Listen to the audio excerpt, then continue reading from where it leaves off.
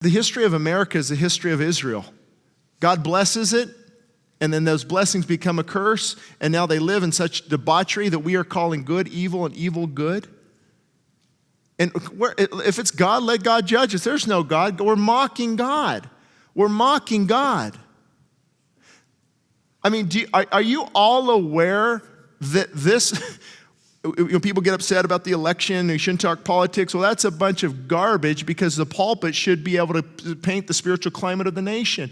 If you get one more justice, let me finish, then you'll want to clap. If we get one more United States Supreme Court justice, right now it's 5-4 on partial birth abortion. 4 judges think that you can go into a womb and murder a child and begin dismembering them. I have a problem with that. If somebody else gets elected and that becomes 5-4, now abortion, even partial birth abortion, can be legal. And the church needs to be quiet and just talk about Jesus born in a manger?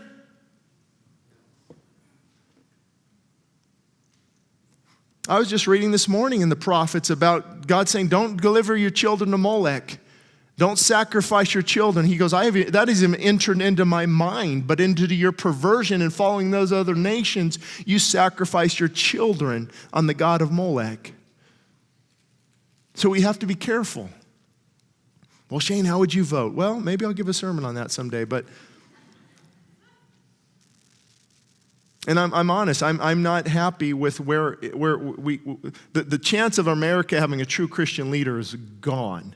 Because now they'll be mocked, they'll be ridiculed. You won't even get a chance in the primaries. And people say, well, I can't vote for either one. Well, listen, Trump or whoever you're voting for isn't pastor-in-chief. They are commander-in-chief. Okay?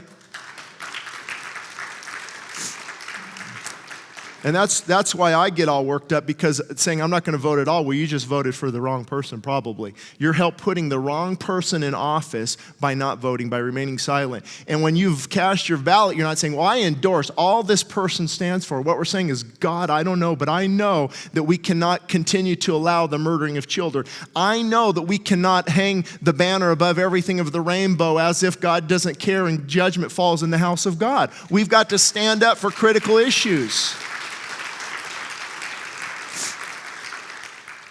Yeah, if I said that at the Democratic National Convention, I would have been escorted out briefly, very briefly. But you know what? I'm tired of people thinking everything's a priority. Everything's a priority. No, if everything is a priority, nothing is. You have to say, what are foundational things that are a priority? God's not going to judge our nation because health care is out of sync. He's going to judge our nation because we are destroying innocent lives. And we are calling evil good and good evil. We are mocking God.